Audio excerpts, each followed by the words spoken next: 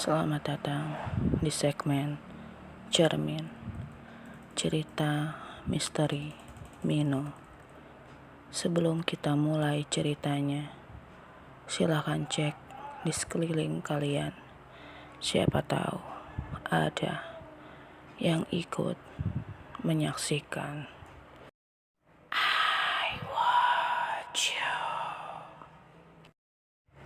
Cerita kali ini Mino ambil dari Twitter Simple Man, di mana beliau juga menulis cerita viral KKN di Desa Penari.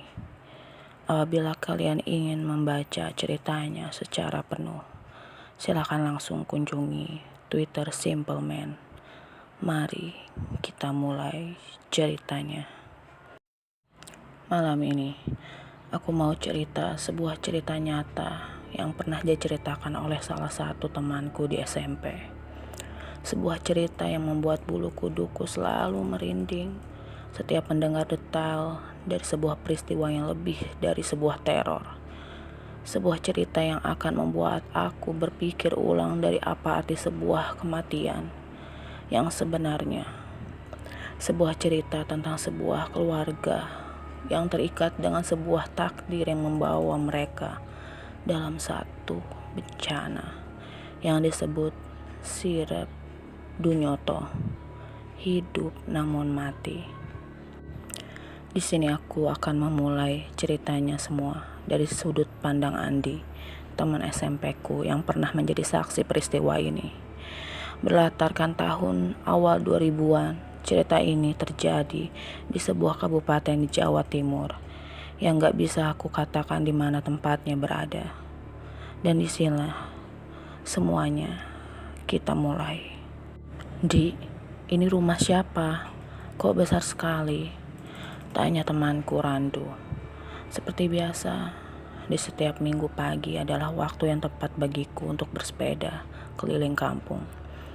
Dan pagi ini menjadi lebih spesial ketika teman baikku di SMP, Randu dan Riven, datang jauh dari kota untuk berlibur dan menginap di kampungku. Sebenarnya, alasan temanku menginap bukan untuk sekedar menginap dan mengenal rumah dan kampungku saja, namun untuk melihat saksi bisu dari sebuah peristiwa tempo hari yang aku ceritakan pada mereka. Sebuah cerita yang akan berhubungan dengan rumah besar di depanku ini. Ini rumah yang aku ceritakan kemarin, kataku, sembari menatap jauh jendela-jendela serta pintu yang sudah rusak tergerus zaman. Peristiwa ini sendiri sudah terjadi sekitar 4 tahun lalu, dan sampai saat ini rumah ini tak terurus, seolah menyimpan semua kengerian itu sendiri di atas tanah ini. Aku sendiri selalu merinding setiap melewati jalanan ini, terlebih bila melihat rumah besar ini dengan pagar berkaratnya, rumput liar di halamannya, dan terlebih setiap melihat ke jendela-jendela yang kacanya sudah pecah di sana-sini. Aku merasa di dalamnya seperti ada yang sedang mengawasiku dari sana. Apapun itu, aku merinding. Oh ini tah, boleh masuk nggak? Hah? Aku menatap Randu yang baru aja turun dari sepedanya. Sementara Riven masih menimbang apakah dia mau senekat itu, apalagi bila tahu sejarah rumah ini. Suara berderit dari pagar besi yang berkarat terbuka ketika Randu sudah masuk dan memasuki halaman rumah yang dipenuhi rumput liar dengan tumbuhan putri malu di sana-sini, di mana durinya harus dihindari. Seolah aku tahu kelakuan temanku Randu yang memang sudah penasaran sejak awal aku ceritakan cerita ini. Maka aku pun terpaksa mengikutinya. Riven pun mau tak mau harus ikut juga. Setelah susah payah melewati semak belukar dan rumputan yang tingginya hampir sedengkul, akhirnya kami sampai di teras rumah. Keramiknya masih sangat bagus, meski dipenuhi debu dan dedaunan yang entah tertiup angin dari pohon yang mana di sekitar sini. Bisa dibuka nggak nih? Kata Randu. Jangan, kataku khawatir. Aku sudah buat perjanjian sebelumnya bahwa kami seharusnya hanya melihat dari pagar luar rumah. Namun realitanya malah kita masuk sampai di teras. Dasar Randu kebangetan. Dia malah memutari rumah dan bergerak pergi ke pintu belakang. Mau tak mau aku dan Riven pun mengikuti. Di samping rumah Ada tanah lapang yang juga dipenuhi rerumputan liar. Banyak pohon di sana, mulai dari mangga hingga rambutan. Di balik langkah kaki kami, aku terpaku menatap jendela-jendela yang berjejer di sisi rumah, berharap gak mendapatkan pemandangan yang tidak diinginkan. Syukurlah, kami sampai di pintu belakang, dengan pemandangan yang gak kalah tak karuannya seperti teras depan.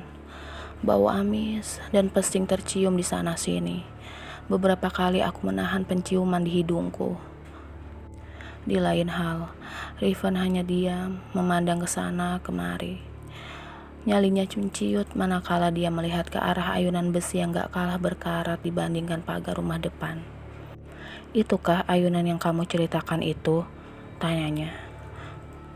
Randu pun menatap ayunan itu.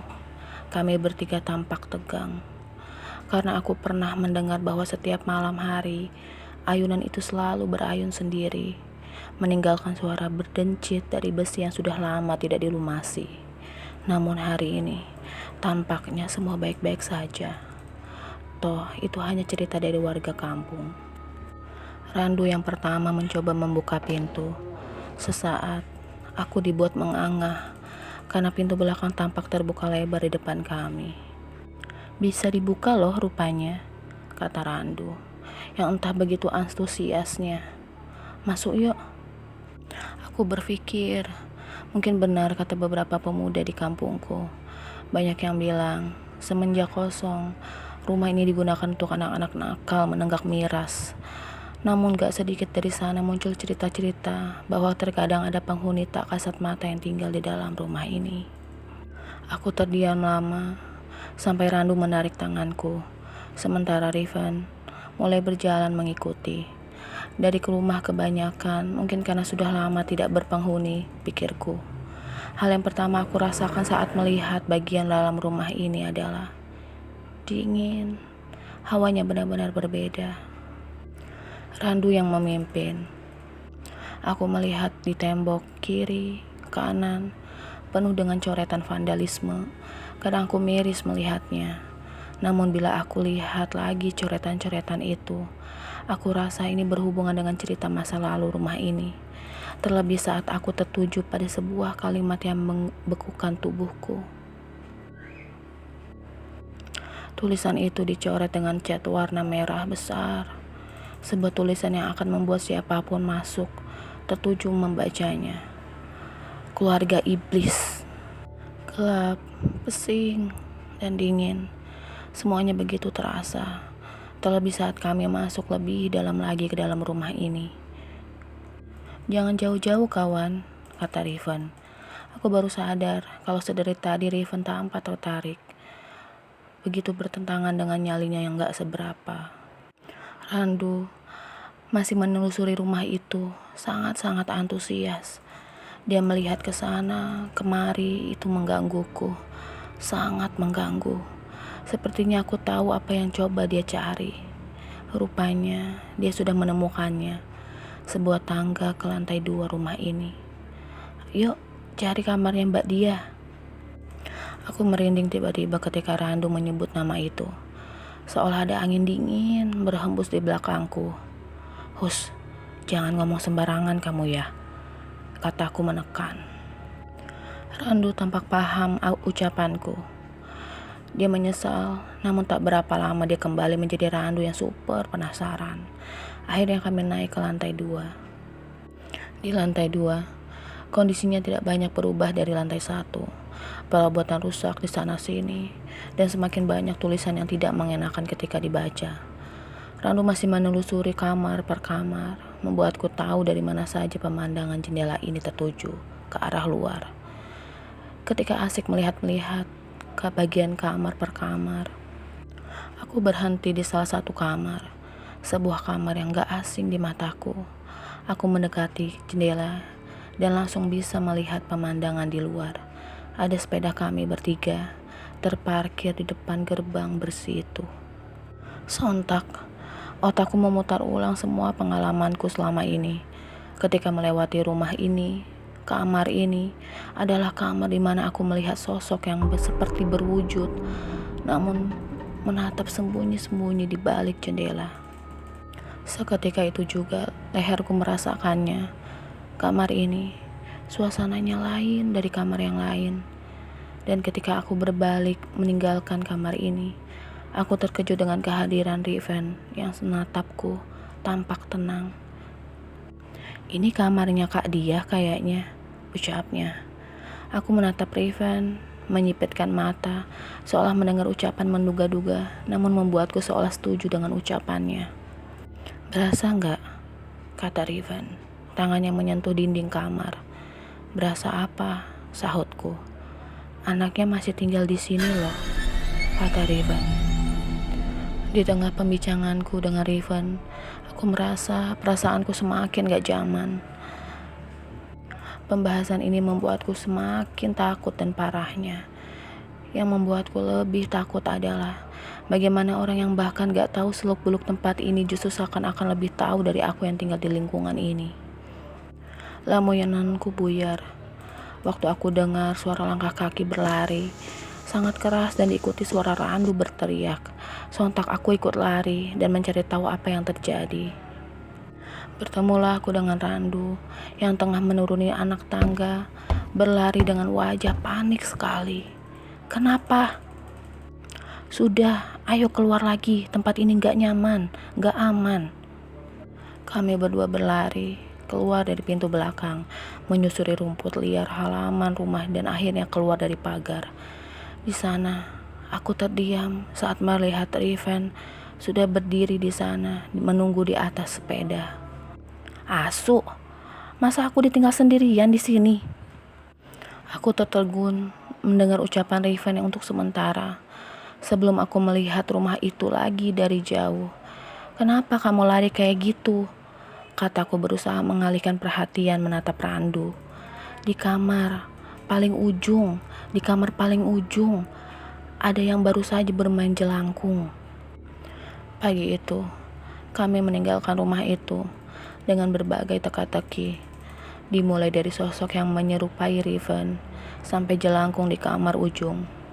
Apapun itu, sekarang aku tahu di mana kamar Sa'diah berada. Gadis yang mengakhiri hidupnya dengan gantung diri karena tidak sanggup lagi menanggung beban dari perjanjian keluarganya dengan iblis yang kabarnya masih ada di tanah ini. Mulai dari sini kita masuk ke peristiwa 4 tahun yang lalu, di mana semua ini bermula. Dia Muninggar. Nama itu tidak akan pernah dilupakan di kampung ini. Bukan karena ia seorang yang berprestasi, melainkan karena kematiannya yang dianggap ganjil oleh warga. Bahkan kematiannya sendiri masih dianggap menyisahkan misteri hingga saat ini. Lahir di keluarga yang sederhana, membuat dia dikenal sebagai gadis ayu kembang desa yang selalu mendapat puja-puji di sana-sini. Namun, malam itu, ketika bulan tak menampakkan diri, ketika suara serangga malam sunyi tak berpelik, terlihat dari jauh siluet seseorang dari bawah rumah gedung yang disebut warga sebagai rumah terbesar di kampung ini. Entah bagaimana, keluarga dia yang awalnya bukanlah seorang kaya raya, disulap hanya dalam beberapa bulan saja menjadi sebuah keluarga terkaya dan termasyhur. Meski menyimpan tanda-tanda besar, namun semua warga tahu ada yang ganjil dalam keluarga ini. Kita lupakan sejenak keluarga ini. Di depan rumah, Pak Mitolah yang pertama kali melihat siluet bayangan di kamar atas. Tampak sedang melayang, berayun pelan namun tetap terlihat jelas. Sontak Pak Mito membangunkan seisi rumah dan dilihatlah siluet itu di dalam kamar. Malam itu adalah malam di mana tubuh dia, gadis yang kerap dipanggil dengan nama Sa'diah, tergantung dengan kepala dijerat tali tambang. Sontak, semuanya kaget tak terkecuali Pak Wanto. Pak Wanto adalah ayah sekaligus orang yang kini menarik perhatian warga kampung. Apa yang sebenarnya disembunyikan oleh Pak Wanto? Namun, malam itu cukup membuat semua yang menyaksikan bertanya-tanya. Kenapa postur Sa'diah yang tergantung menunjukkan ekspresi yang tak biasa? ekspresi seseorang yang tengah tersenyum bahagia. Satu hal yang diingat oleh semua orang yang menyaksikan peristiwa itu, kematian Sa'diyah adalah kematian yang berhubungan dengan keluarga ini, sesuatu yang dipercaya berhubungan dengan bisikan iblis. Kita akan kembali ke waktu jauh di belakang, manakala cerita ini semua bermula, bukan 4 tahun, melainkan lebih jauh lagi, saat Sa'diyah hanyalah gadis polos yang tidak tahu apapun tentang apa yang akan menimpa keluarganya. Pak Wanto adalah seorang buruh tani yang menggarap sawah milik seseorang bersama Bu Robiah, istrinya.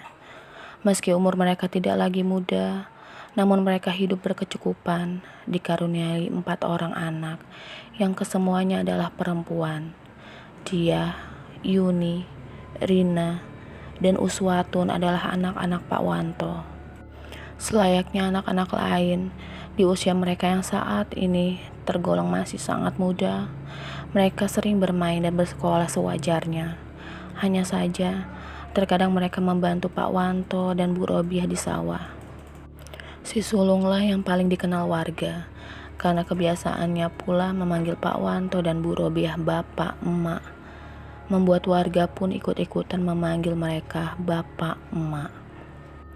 Hidup keluarga Pak Wanto baik-baik saja, layaknya kehidupan tentram pada umumnya di desa. Namun, semuanya berubah ketika Bu Robiah yang kerap disapa emak mengatakan bahwa dia hamil tua. Yang konon, menurut orang Jawa zaman dulu, hamil tua adalah pertanda yang kurang baik. Meski begitu, tidak percaya dengan mitos, Pak Wanto dan sekeluarga menyambut hangat calon anaknya. Sampai di kehamilan yang ke-5 bulan, Pak Wanto bermimpi didatangi seekor kambing betina hitam. Yang konon, kambing ini dapat berbicara dan menyapa Pak Wanto. Hal itu terjadi selama 7 hari berturut-turut. Tidak yakin dengan mimpinya, Pak Wanto tidak bercerita hal ini kepada siapapun, meski ia masih kerap terbayang sosok yang ia temui dalam mimpi. Entah itu kambing atau binatang lainnya. Yang Pak Wanto ingat, suaranya tidak seperti manusia normal, sangat halus dan memikat. Di malam kedua, mimpi itu kembali, dan kambing hitam itu juga kembali. Kali ini, ada yang berbeda dari mimpi sebelumnya. Badan si kambing tampak besar, seolah-olah ia sedang mengandung.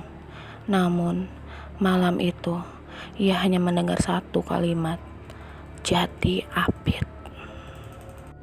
Tidak ada yang tahu apa itu Jati Apit, termasuk Pak Wanto, yang sebegitu penasarannya sampai menuliskannya ke selembar kertas. Setelah menjalani hari-harinya seperti biasa, ketika pulang, Pak Wanto tertuju pada lahan samping sawah. Di sana berjejer pohon jati. Entah apa yang membuat Pak Wanto yang tiba-tiba penasaran dan mendekati lahan itu. Rupanya, ia mengerti maksud kalimat itu. Jati Apit merujuk pada pohon jati. Maka dilihatlah sore itu, Pak Wanto berkeliling lahan jati sampai ia melihatnya. Pak Wanto melihat sebuah pohon, tidak terlalu tinggi, mungkin sedadanya. Dan pohon itu tumbuh di antara 2 pohon jati yang tumbuh meliuk. Sangat aneh, pikir Pak Wanto. Pohon jati tumbuh tidak meliuk seperti itu. Pohon jati harusnya tumbuh lurus ke atas. Bergegaslah Pak Wanto, manakala ketika ia mendekati pohon itu, tercium aroma bau kambing yang sengak. Maka Pak Wanto mengelilingi pohon kecil itu. Di dalamnya, Pak Wanto menemukan sesuatu. Kecil, berlendir, dan menggeliat. Rupanya, ada seekor anak kambing di dalam rimbunan pohon itu. Petang itu, Pak Wanto kembali pulang dengan menggendong anak kambing misterius itu. Pak Wanto tidak tahu apa yang sedang ia lakukan. Sesampainya di rumah, Bu Robiahlah yang pertama kali curiga melihat Pak Wanto menggendong sesuatu. Membuat beliau penasaran. Rupanya benar, Pak Wanto membawa sesuatu yang ganjil. Apa itu, Pak? Tanya Bu Robiah. Anak kambing, Bu, ucap Pak Wanto. Anak kambingnya siapa itu, Pak? Tidak tahu, nemu di pohon jati, jawab Pak Wanto. Kok dibawa pulang? Gimana kalau yang punya nyari? Biarin, kalau ada yang nyari nanti tak kasihkan, kasihan, masih anakan. Gitu tah, ya sudah, terserah bapak saja. Hari itu juga, Pak Wanto membuatkan kandang kecil. Malam itu, kabarnya ada sesuatu yang terjadi. Bu Robiah lah yang pertama kali tahu. Ketika Pak Wanto tengah tertidur, Bu Robiah mendengar suara seseorang tengah tertawa. Suaranya menyerupai anaknya yang paling bungsu, Uswatun. Tun, itu kamu kah? Meski hamil tua, Bu Robiah masih kuat untuk bangun dari ranjangnya. Ia berjalan menuju ruang tamu, namun ia tak melihat siapapun di sana. Ketika Bu Robiah akan kembali ke kamar, suara itu terdengar kembali. Namun, suaranya ternyata dari luar rumah. Tanpa curiga, Bu Robiah membuka pintu mencari di mana sumber suara itu. Suara yang menyerupai suara anak bungsunya. Suaranya berhenti di kandang belakang rumah. Bu Robiah segera mendekatinya.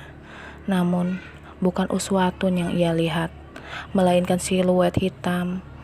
Bayangan seorang anak kecil tengah meringkuk di pojokan. Kaget bercampur takut, Bu Robiah bertanya, siapa gerangan yang ada di sana? Namun, sosok itu hanya diam di pojokan. Tiba-tiba, sosok itu mulai bergerak, menggeliat layaknya binatang yang tengah terbangun dari tidurnya. Ia melihat Bu Robiah dengan mata merah menyala, lalu merangkak cepat sekali menuju Bu Robiah yang syok, siap berteriak. Keesokan paginya, Bu Robiah terbangun dengan wajah yang pucat. Entah mimpi atau bukan, Bu Robiah menceritakan hal ini kepada Mbok Sartem, tetangga sekaligus wanita tua yang senantiasa dimintai tolong bila ada hal yang aneh. Dengan wajah tegang, Mbok Sartem bertanya, "Anak kambing? Bawa aku kemana anak kambing itu berada?" Bu Robiah pun mengajak Mbok Sartem ke kandang belakang rumahnya. Anehnya, tidak ada apapun di sana. Anak kambing yang kemarin lenyap begitu saja. Hamil tua, lalu anak kambing, firasatku kok jelek, kata Mbok Sartem. Beliau menunggu Pak Wanto dari sawah. Tepat ketika Pak Wanto sudah tiba, Mbok Sartem langsung bertanya, "Ceritakan bagaimana kamu kok bisa menemukan anak kambing?" Pak Wanto tidak paham apa yang terjadi. Namun ia tahu Mbok Sartem mungkin diberitahu oleh Bu Robiah. Maka Pak Wanto pun bercerita. Namun dia belum menceritakan tentang mimpinya. Ia hanya bercerita bahwa ia menemukan anak kambing saja. Diberitahulah bila anak kambing itu hilang dan membuat Pak Wanto kebingungan. Maka jam berganti hari, hari berganti menjadi bulan. Pak Wanto masih tidak tahu apa yang tengah mengintai keluarganya. Sampai tibalah masa persalinan Bu Robiah yang dibantu oleh Mbok Sartem dan Mbah Safi. Mbah Safi adalah dukun beranak di kampung itu. Ada hal yang Mbah Safi ceritakan sebelum beliau masuk ke rumah Pak Wanto. Di sepanjang jalan, ia mendengar suara kambing mengembik. Anehnya, dia tidak melihat satu kambing pun di sana sini. Hal itu membuat Mbah Safi sedikit merinding. Mbah Safi sudah mempersiapkan semua untuk kelahiran anak kelima Pak Wanto. Dibantu Mbok Sartem, Bu Robiah sudah berbaring. Tepat ketika baju Bu Robiah diangkat oleh Mbah Safi, maka saat itulah Mbah Safi tidak bisa bicara banyak. Perut Bu Robiah menghitam, sangat hitam, dan itu ganjil. Menurut Mbah Safi, ini kali pertama ia melihat hal seperti ini.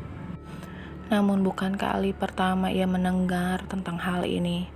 Dulu, Mbah Safi pernah diceritakan oleh buyut beliau.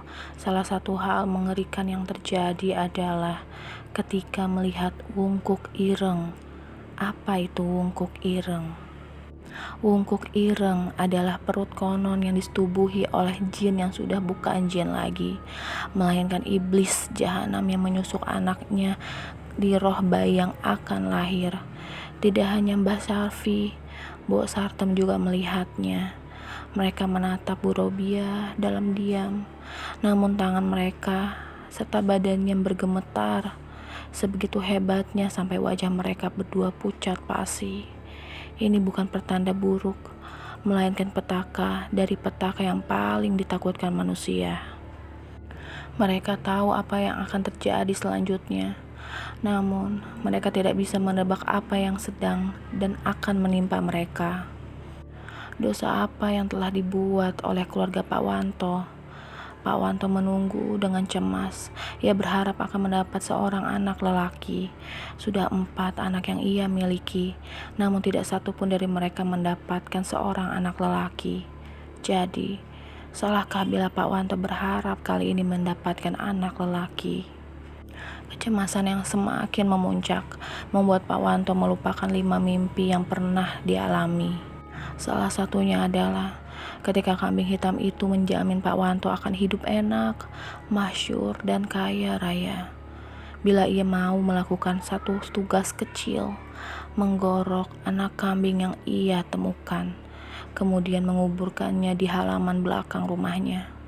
Anehnya, Pak Wanto tidak punya kuasa menolak, dan ia melakukannya tanpa bertanya akibat dari perbuatannya. Karena ketika Pak Wanto melihat Mbok Sartem bertanya tentang anak kambing itu, ia tahu ada sesuatu yang tengah terjadi, namun ia tidak ketahui. Di mimpi terakhirnya, Pak Wanto tidak lagi melihat makhluk itu, melainkan ia melihat dirinya sendiri, bertanduk dan menyerupai wajah seekor kambing. Di tengah kegelisahannya, lamunan Pak Wanto buyar manakala ketika ia terperanjat saat mendengar suara kambing mengembik sangat keras sampai seisi rumah yang dipenuhi tetangga yang penasaran dengan kelahiran anak kelima Pak Wanto berkerumun. Di desa-desa Jawa Timur, memang hal yang biasa ketika tetangga berkumpul untuk melihat dan menyaksikan persalinan sebuah keluarga, guna menyemangati dan memberi selamat. Namun tidak pada hari ini. Semua orang tampak bingung, di mana seharusnya yang mereka dengar adalah tangisan bayi, berubah menjadi suara kambing yang mengembik. Masih dalam suasana kebingungan, Pak Wanto terkejut begitu saja saat Mbah Safi berteriak memanggil namanya. Tepat ketika pintu itu terbuka dan Pak Wanto masuk, ia melihat istrinya, Bu Robiah, lemas dengan mata merah karena menangis. Bingung menyelimuti wajah Pak Wanto. Mbah Safi dan Mbok Sartem menatapnya nanar penuh simpati, karena mereka menatap ke satu titik, di mana dibalut kain putih dengan darah merah segar yang membasahi ranjang. Ada sesuatu yang hitam, besarnya tidak lebih dari tangan menelungkup. Itu adalah bayi mungil.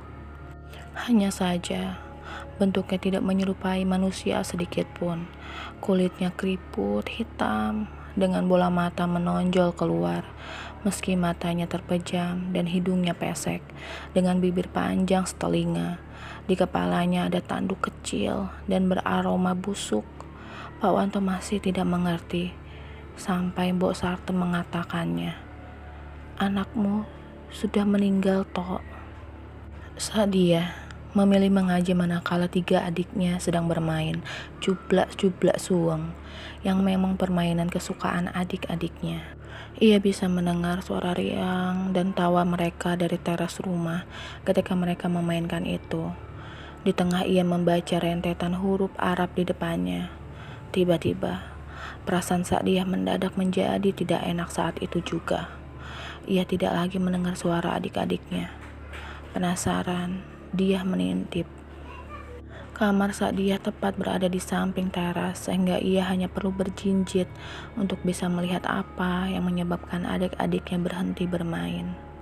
Rupanya, ketiga adiknya masih di sana, berdiri memutar. Namun anehnya, Mereka hanya diam seolah-olah bagai patung tak bergerak. Bingung, Sa'diyah keluar untuk melihat apa yang sebenarnya terjadi. "Dek, kalian ngapain diam-diaman di sana?" Bukan jawaban yang ia dapat, melainkan kesunyian yang menghantam Sa'diyah di mana hari mulai petang. Sa'diyah hanya ingat saat itu tidak ada satupun yang ia rasakan. Semuanya seolah-olah sepakat untuk diam. Bahkan angin pun tidak berhembus.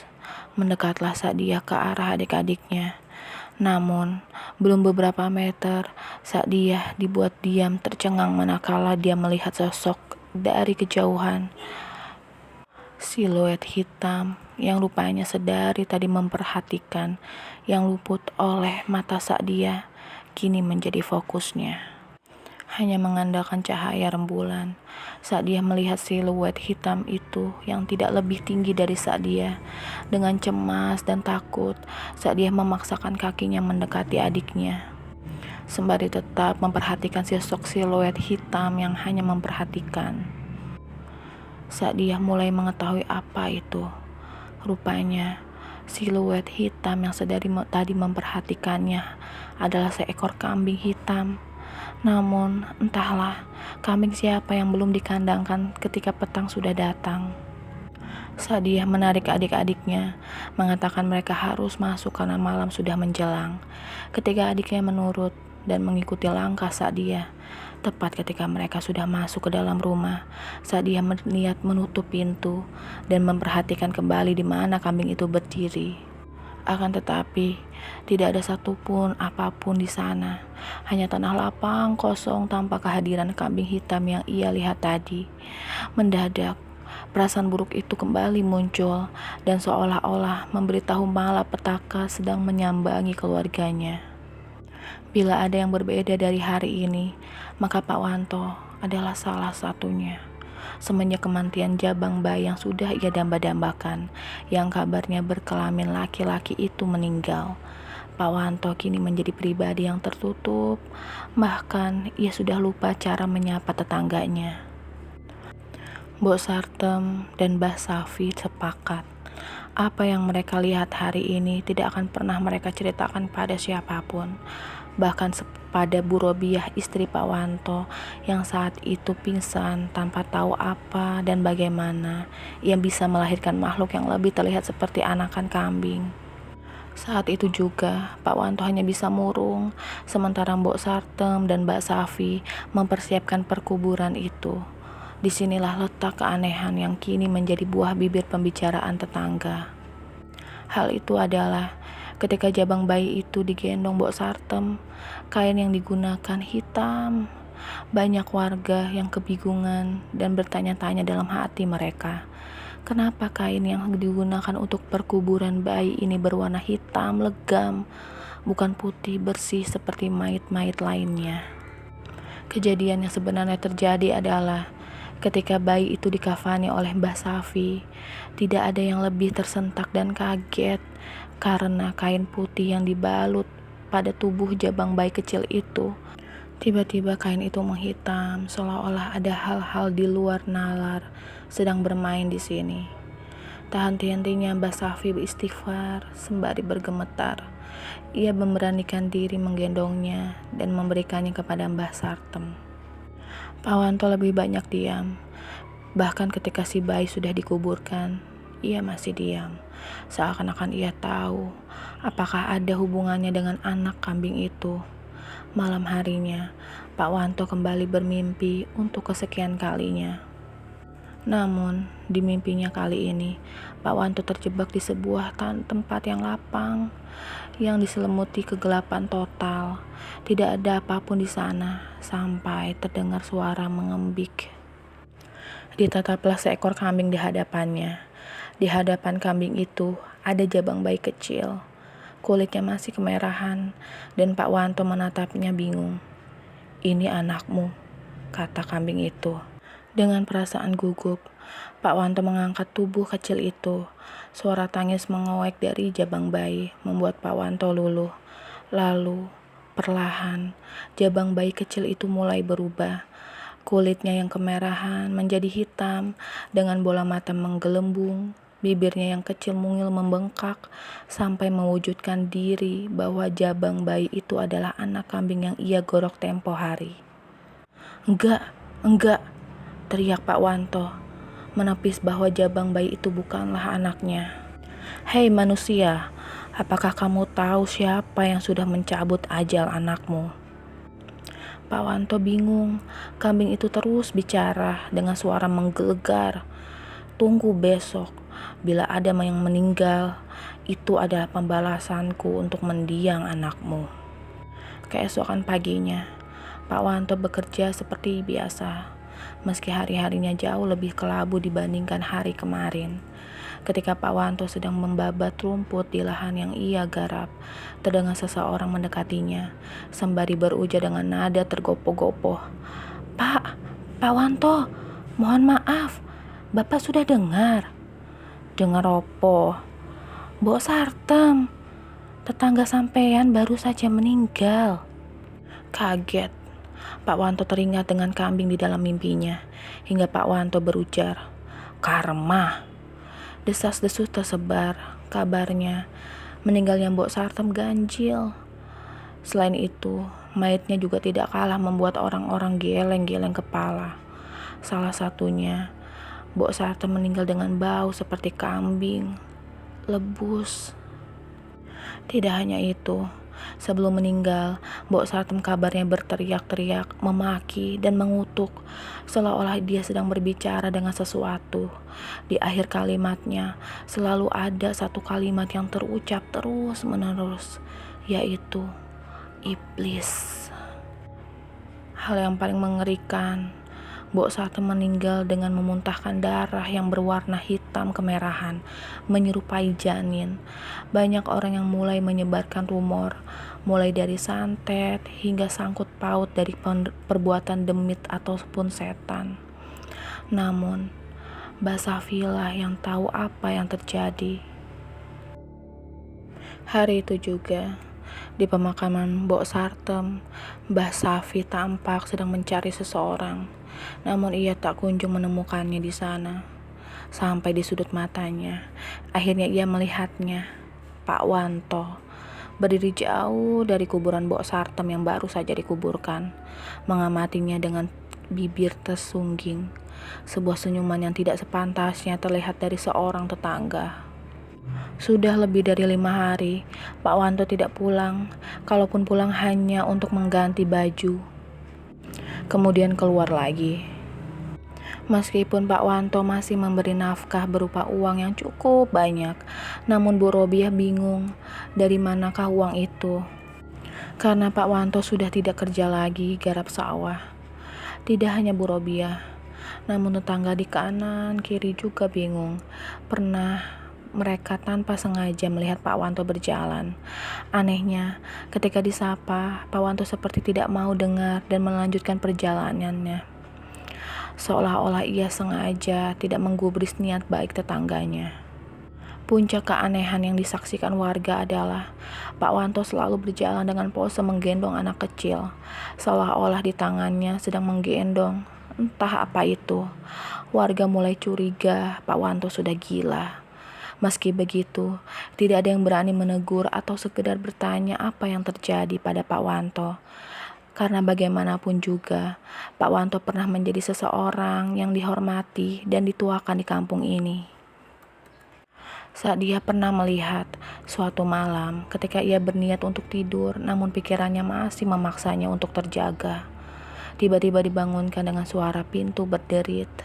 Dengan cepat saat dia pura-pura untuk tidur. Di dalam kamarnya, saat dia tidur bersama ketiga adiknya. Disitulah ia melihat Pak Wanto.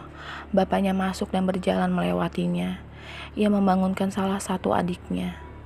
Uswatun dengan nada sedikit berbisik seolah-olah si bapak tidak mau anak-anak yang lain dengar. "Tun, bangun nak," katanya. "Ikut bapak yuk sebentar saja." Di dalam keremangan kamar, saat dia melihat gelagat yang aneh dari sang bapak. Seumur umur, ini adalah kali pertama bapak membangunkan anaknya di jam yang sudah selarut ini. Uswatun bangun. Meski ia masih mengantuk, tanpa membuang waktu, dari bayangan di gubuk saat dia melihat bapak mengangkat Uswatun dan pergi meninggalkan kamar, tanpa lupa menutupnya kembali.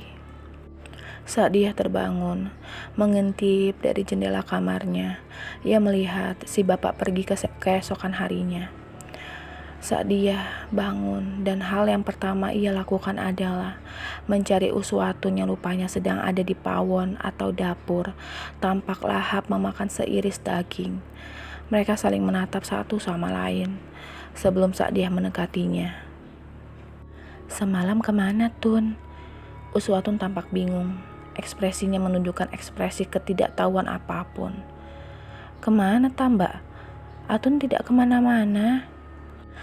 Aneh, namun saat dia yakin ia melihat dengan mata kepalanya sendiri. Dan bagaimana bisa Atun mengatakan hal yang sebaliknya? Meski penasaran, namun saat dia tidak bisa mendapatkan jawaban apapun dari Uswatun, sekeras apapun ia memaksanya berbicara. Karena Atun hanya mengatakan ia tidak kemana-mana. Si bapak sendiri masih jarang pulang. Sekalipun ia pulang, paling hanya untuk mengganti bajunya saja. Di malam yang entah keberapa, di mana saat dia kembali memergoki si bapak membawa Uswatun pergi, saat dia nekat untuk mengikuti. Meski diliputi rasa was-was dan ketakutan yang menjadi-jadi, saat dia berjalan jauh di belakang, mereka menuju sebuah jalan yang saat dia tahu, kebun. Ya, itu adalah kebun jati. Apa yang akan dilakukan bapak dan Uswatun di tengah malam seperti ini? Terlebih di sebuah kebun jati yang saat dia tahu adalah salah satu tempat yang jarang didatangi oleh siapapun. Dinginnya malam tak menghentikan rasa penasaran saat dia. Sampai ia melihatnya. Saat dia melihat Uswatun di depan sebuah pohon yang rimbun. Pohonnya sendiri tidak lebih tinggi darinya. Namun, di depan pohon itu ada luyak berisi bunga dan sesaji, lengkap dengan jarum dupa di atasnya. Uswatun kemudian melahap isi luyak itu dengan tangan kosong. Si bapak hanya duduk menyaksikan anak bungsunya melahap habis apa yang ada di depannya, termasuk bebungaan dan kopi hitam itu. Jantung saat dia berdegup kencang tidak karuan, terdengar suara mengembik di belakangnya. Saat dia terdiam, kaku, lalu jatuh pingsan. Saat dia terbangun dengan kondisi demam tinggi, namun dia masih mengingat jelas apa yang ia lihat. Pak Wanto duduk di sampingnya, menatapnya dingin, namun tak sepatah kata keluar dari mulutnya. Apakah ini cara bapak membungkam mulut saat dia, agar tidak menceritakan kepada siapapun kejadian semalam? Berbeda dengan bapak yang lebih banyak diam, Uswatun tampak sedang bermain dengan dua kakaknya, Yuni dan Rina. Seperti biasanya, seperti tidak ada yang terjadi kepadanya. Namun, semenjak itu hanya Uswatun yang memandang saat dia dengan tatapan penuh kebencian. Selebihnya ia tahu, Uswatun seseorang menggoyangkan tubuh saat dia lagi. Sebelum ia menyadari siapa yang membangunkan dirinya, ia melihat Rina, wajahnya panik. "Kenapa, Rin?" tanya dia ikut panik. "Atun gak ada di tempatnya." Dia menengok tempat di mana Atun biasanya tidur. Tempat itu kosong. Sempat terdiam beberapa saat karena entah bagaimana menjelaskan kepada Rina dia tahu di mana Atun berada. Masalahnya, sejak kejadian itu, dia tahu dirinya selalu diawasi entah oleh siapa. Namun perasaan itu membuatnya terus khawatir. Dengan berusaha tetap tenang, meski ketakutan meliputi perasaan dia, ia beranjak dari tempat tidurnya, melangkah keluar kamar. Ia hanya mengatakan, mungkin Atun ada di kamar orang tuanya. Karena ini bukan kali pertama si bungsu pergi dan berpindah ke kamar orang tuanya. Dia menutup pintu kamarnya yang terbuat dari terlipat tipis, karena memang keluarganya bukanlah keluarga yang digelimangi harta.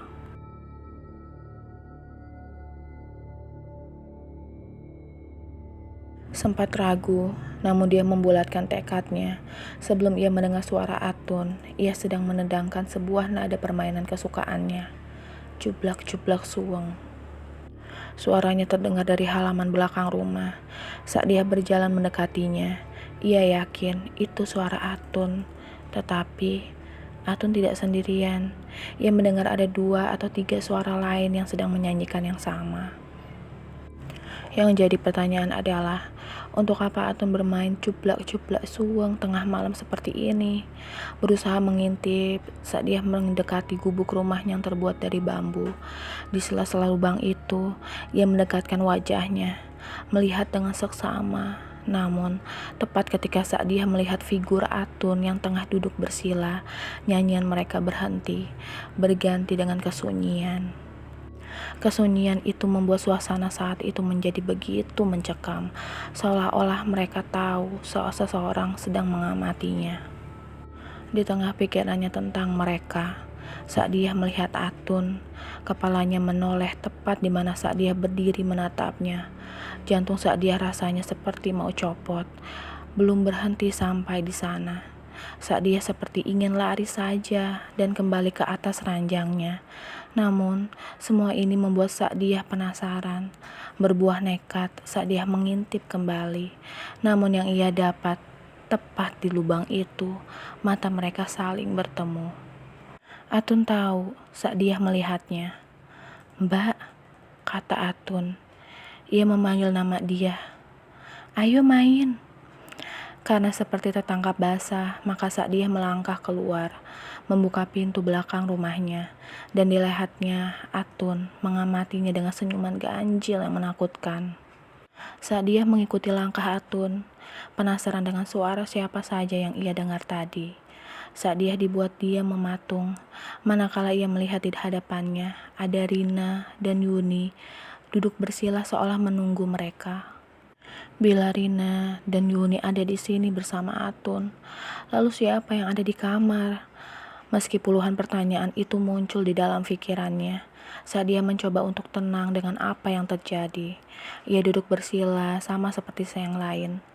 Sampai ia mendengar Atun mengatakan, "Yang jadi Pak Empo kamu dulu ya, Mbak?"